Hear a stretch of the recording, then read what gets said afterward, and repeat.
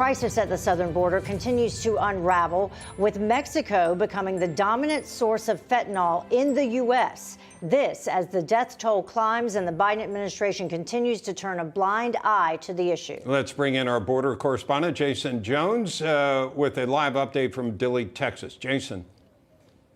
Heather, Bob, it's good to be with you guys. Yeah, you know, this issue at the southwest border with the numbers of people we're seeing cross also directly impacts the amount of fentanyl being seized at the southwest border.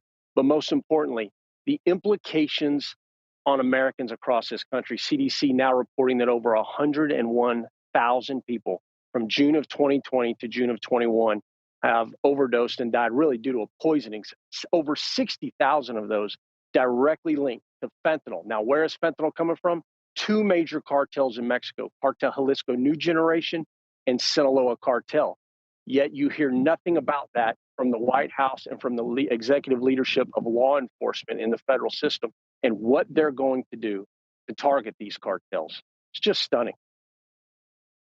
What comes next, Jaeson? I mean, this seems to be a problem that the Biden administration doesn't have a fix for, just like it hasn't closed the border. And it must be very frustrating to the guards along the border to watch this all happening, knowing they can only do so much. Well, it is because they're in a defensive posture. You know, last week I was down on the border and I talked to both, if you remember, the Texas National Guard and embedded with the state police. And I heard from both of them that every night in La Jolla, Texas, they are seeing drones from Cartel de Golfo that come from the Mexico side into the United States to monitor their movements. And then from there, the movement of people coming in.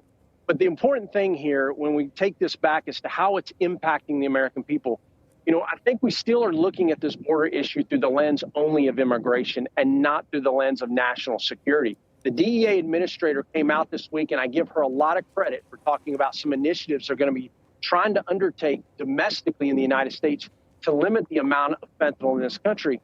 But the issue is there is so much crossing, Bob. I mean, I just can't tell you, our borders are wide open right now.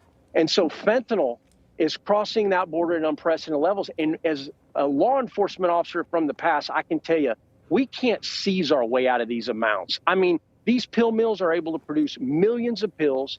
Fentanyl, methamphetamine megalab, 3 to 5 tons of methamphetamine a week. So you see why I say we've got to target these cartels and we got to target their labs, because you can't seize your way or investigate your way out of this problem. All right. Jaeson Jones, thank you very much for joining us. Good to be with you. Despite the illegal immigration crisis at the southern border, the Biden administration's pivoting once again from its predecessor, United States Citizenship and Immigration Services, changing its mission statement. Now take a look at this. The new statement says this: USCIS upholds America's promise as a nation of welcome and possibility with fairness, integrity, and respect for all we serve. Now, let's contrast that quote with the Trump administration, when the USCIS mission statement read like this: U.S. Citizenship and Immigration Services administers the nation's lawful immigration system, safeguarding its integrity and promise by efficiently and fairly adjudicating requests for immigration benefits while protecting Americans, securing the homeland, and honoring our values. Here to discuss, former USCIS acting director under President Trump, Ken Cuccinelli. Ken, give us your thoughts on what's going on right now and what needs to be done to fix it. So, you know, this is a fiddling while Rome burns moment for this administration. So here we just heard your last report about the disaster at the border, the invasion going on down there, and the incredible consequences, including deaths of tens of thousands of Americans because of it. And what are they spending their time on? Enforcing immigration law? No. Rewriting to their liberal, left-wing, woke taste mission statements of immigration agencies.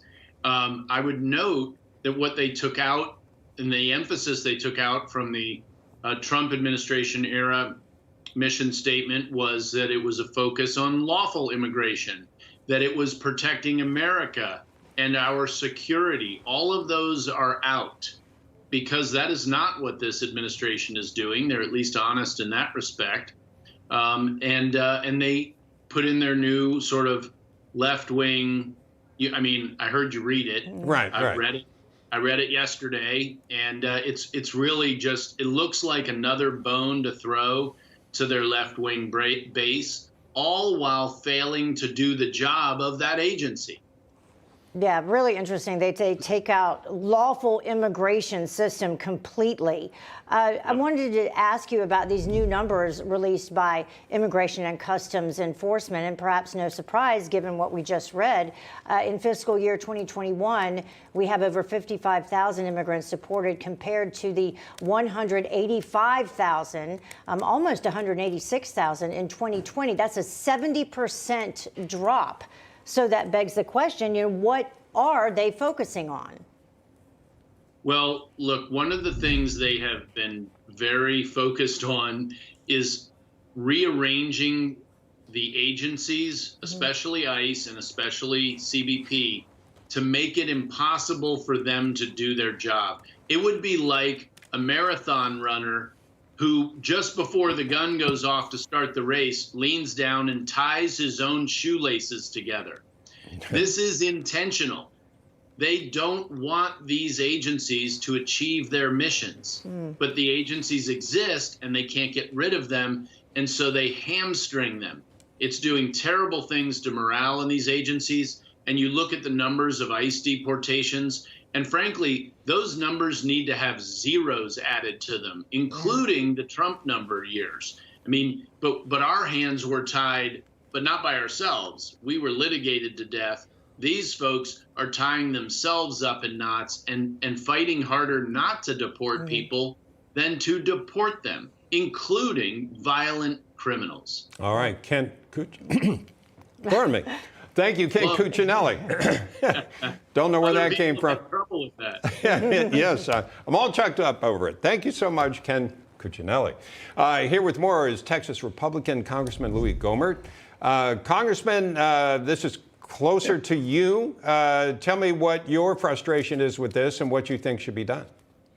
Well, just to add to what my friend and lawyer Ken Cuccinelli was saying, our Border Patrol are being used. You may have seen the meme this week. They're in a Border Patrol uniform, but on their badge, instead of saying border agent, it says travel agent. And that's what we're using them for. Let me tell you, we know that you had tens of thousands of Americans die from the fentanyl that came across our southern border. And with this president and this vice president encouraging that and welcoming that, they are accomplices to the murder, through the deaths of Americans, tens of thousands of Americans. It is an outrage, and it's got to be stopped. And I'm running for Attorney General in Texas, and what I see we can do, despite the U.S. Supreme Court case that says state and local law enforcement cannot enforce immigration laws. Well, when do they become an immigrant, whether legal or illegally? It's when they put a foot on Texas soil or American soil. So if I'm Attorney General, we are going to repel the invasion. Heck, Woodrow Wilson over 100 years ago said, 4 or 5 dozen of Pancho Villa's guys was an invasion, and they didn't kill 1,000, 100, and yet we're losing tens of thousands because of our open border. We have every right to repel the invasion, prevent immigrants from touching on American soil unless they go through an approved federal port of entry, and then they're immigrants. I want to ask you about... We need to use non-lethal force to repel them, to stop the invasion. We have every right to do that. I wanted to ask you about the fentanyl numbers that our reporter talked about earlier, over 101,000 overdoses across the country, 60,000 of those directly tied to fentanyl. Where does the fentanyl originate from? I know it's crossing the border from Mexico, but where is it coming from? The ingredients, some of the fentanyl is coming from China, but the critical ingredients, from what we understand, are coming from China. And they're coming in Mexico. Some of it is prepared, but China, we have them to thank for the Wuhan and also for the fentanyl.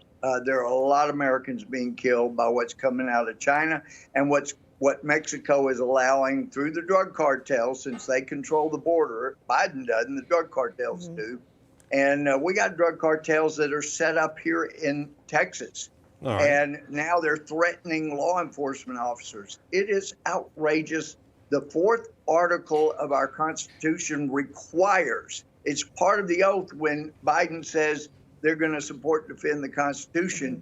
They are to guarantee that there is no invasion into a state. Right, right. And they have wholly failed that, and people are dying as a result. Before we go, sir, you issued a statement claiming to have received letters that were opened and stamped DOJ mailroom. We reached out to the Justice Department about it and have yet to receive a response. Have you heard from DOJ? What are your thoughts on this right now? No, we haven't heard from DOJ.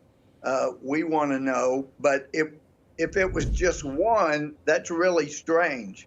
But to have two, and they have a totally different zip code, and yet mail has gotten to the DOJ. So I know Kevin McCarthy, a lot of our folks are very concerned about it because the Supreme Court has made clear the DOJ cannot even get a search warrant to go through that. It has to be screened before it go by independent people in the legislature before it can go to DOJ. Okay, they have no right to do that, and they've done it twice now that we know of. We'll consider this issue not settled, and that's an update right now. Congressman Gohmert, thank you so much, sir. Always good to be with you guys. Thank you.